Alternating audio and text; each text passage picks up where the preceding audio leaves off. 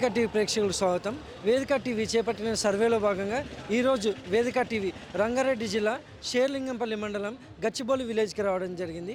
మరి ఇక్కడ ఉన్నటువంటి ప్రజలు రేవంత్ రెడ్డి గారి పాలనపై వారి అభిప్రాయం తెలుసుకునే ప్రయత్నం చేద్దాం. మీ పేరు సార్? గోపి దసరాజ్. ఏం చేస్తుంటారు? ఇదే పని సగల పని చేస్తుంటారు. రేవంత్ రెడ్డి గారి పాలనపై మీ అభిప్రాయం ఏంటి సార్?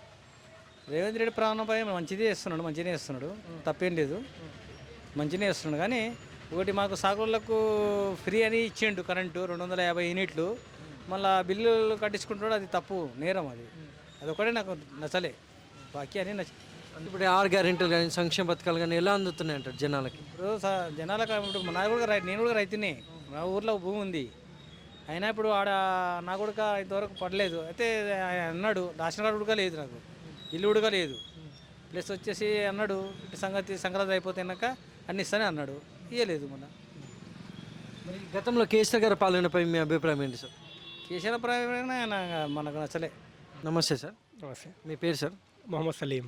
ఏం చేస్తుంటారు సార్? నేను పిల్లలకి ట్యూషన్ చెప్తుంటాను, మదర్సా ఉంది. రేవంత్ రెడ్డి గారి పాలనపై మీ అభిప్రాయం ఏంటి సార్? అసలు చాలా ఇంతకుముందు కేసీఆర్ పాలన కన్నా చూస్తే రేవంత్ రెడ్డి పాలన అస్సలు బాగాలేదు. ఎందుకంటే ప్రజలు ఎక్కడెక్కడ ఇబ్బంది పడుతున్నారు. ఫ్రీ బస్ పెట్టారు కానీ దానికి లేడీస్ కొట్టుకోవడం సరిపోతుంది. ఆటో వాళ్ళు చాలామంది కూడా చనిపోయారు. అసలు కరెంటు కూడా సరిగా ఉండట్లేదు, ఉద్యోగాలు ఏమీ లేవు, అస్సలు బాగాలేదు. మరి గతంలో కేసీఆర్ గారి పాలనపై మీ అభిప్రాయం ఏంటి సార్? చాలా బాగుంది. మాది నేను పుట్టి పెరిగింది మహబూబ్నగర్ డిస్టిక్. సో మా ఊర్లో నా చిన్నప్పుడు తాగడానికి నీళ్ళు కూడా ఉండేవి కావు. సో అలాంటిది ఈరోజు ఇంటి దగ్గరే నల్లా విప్తే మషిన్ భగీరథ ప్రాజెక్ట్ వల్ల సో 24 గంటలు నీళ్ళు వస్తున్నాయి. సో ఆయన పాలన ఉన్నప్పుడు ఏ ఒక్క సెకండ్ కూడా కరెంట్ పోయేది కాదు. సో అన్ని విధాలుగా కేసీఆర్ పాలన చాలా బాగున్నది, చాలా బాగుంది కేసీఆర్ పాలన. సో మళ్ళీ 1 ఇయర్ ఇప్పుడు రేవంత్ పాలన అయినా కూడా ప్రజలు ఇప్పుడు మళ్ళీ కేసీఆర్ పాలనే కావాలనుకుంటున్నారు. సరే, thank you sir. Thank you. ఇంకా చెప్తారా? నమస్తే అమ్మా. మీ పేరమ్మా? దేవమ్మ. ఏం చేస్తారమ్మా? నేను ఇండ్ల పనికి పోతా. రేవంత్ రెడ్డి గారి పాలనపై మీ అభిప్రాయం ఏంటమ్మా? మాకైతే ఏమైతే ఇవ్వలేదు. మాకు గ్యాస్ అన్నారు, గ్యాస్ లేదు. మా ఊళ్ళో ఇల్లు కూడా లేదు మాకు. మొన్న ఫోటోలు దిగాలంటే దిగి వచ్చినాం పోయి. మరి అవి వస్తాయో రావో తెలియదు ఇక అట్లా. ఈ సంక్షేమ పథకాలు ఈ 6 గ్యారెంటీలు ఎంతవరకు అందుతున్నాయి అంటారు మీ ఊర్లో, మీ గ్రామంలో కూడా? మా ఊళ్ళో చాలా మంది వస్తాయో రావో అంటారు. ఆయన అట ఏమి లేని వాళ్ళకి ఇస్తాడంట. మాకైతే భూమి ఉంది 5 ఎకరాలు, ఇల్లు అయితే లేదు, కూలిపోయింది ఇల్లు.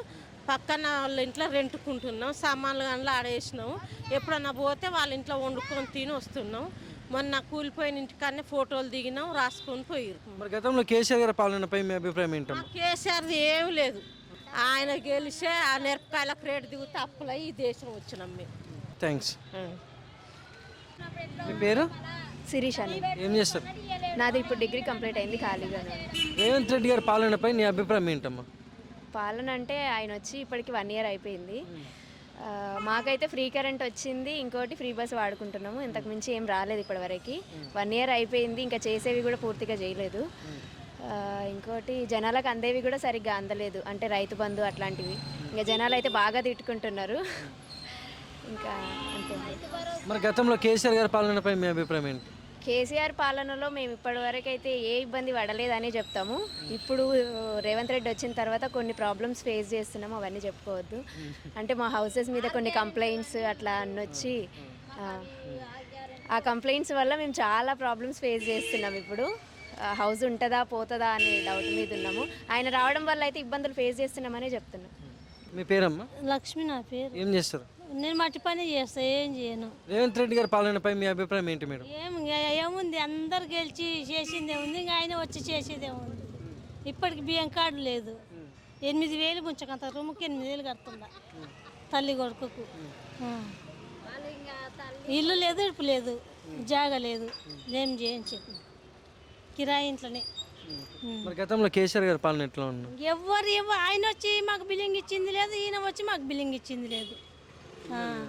ఇల్లు లేదు, రేషన్ కార్డు ఇచ్చి ఇస్తా అన్నారు, యాది లేదు ఇప్పటికి. నమస్తే అమ్మా. నమస్తే. మీ పేరమ్మా? జయమ్మ. రేవంత్ రెడ్డి గారి పాలనపై మీ అభిప్రాయం ఏంటమ్మా? ఏంది, కేసీఆర్ పింఛన్ ఇచ్చిండు. ఆయన అప్పుడు 4,000 మాకు కానీ 3,000 ఏమి వాళ్ళకి వికలాంగులకు ఇచ్చా.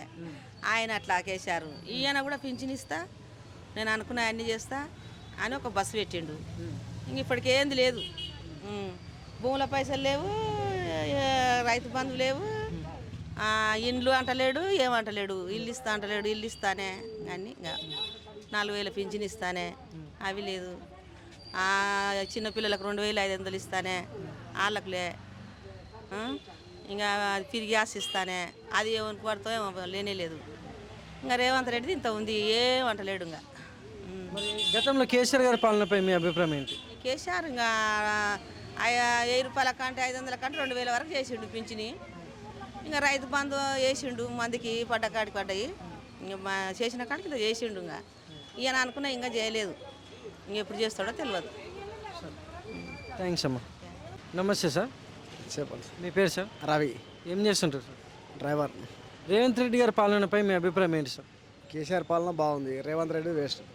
ఏం చేసింది అనేది ఏం లేదు మనకు.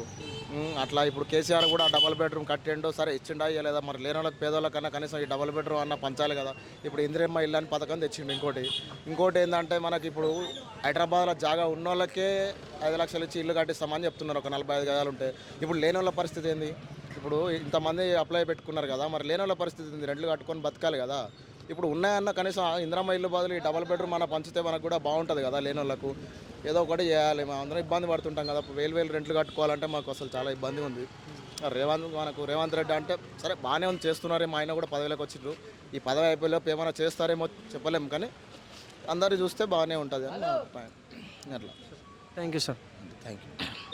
నమస్తే సార్, నమస్తే, మీ పేరు సార్? రామకృష్ణ. ఏం చేస్తుంటారు సార్? నేను బిల్డర్. రేవంత్ రెడ్డి గారి పాలనపై మీ అభిప్రాయం ఏంటి సార్? చాలా దరిద్రంగా ఉంది పాలన అయితే. ఇంతకుముందు పరిపాలన టీఆర్ఎస్ కానీ బీఆర్ఎస్ కానీ అన్నప్పుడు చాలా మంచిగా కానీ, ఈ ప్రభుత్వాలు మాత్రం హైడ్రా అని బిల్డర్.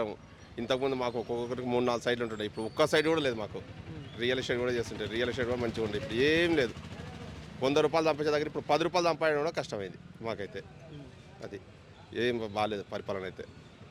కాంగ్రెస్ పరిపాలనే బాగాలేదు, రేవంత్ రెడ్డి పరిపాలన అని కాదు. ఈ కాంగ్రెస్ ప్రభుత్వం బాగాలేదు.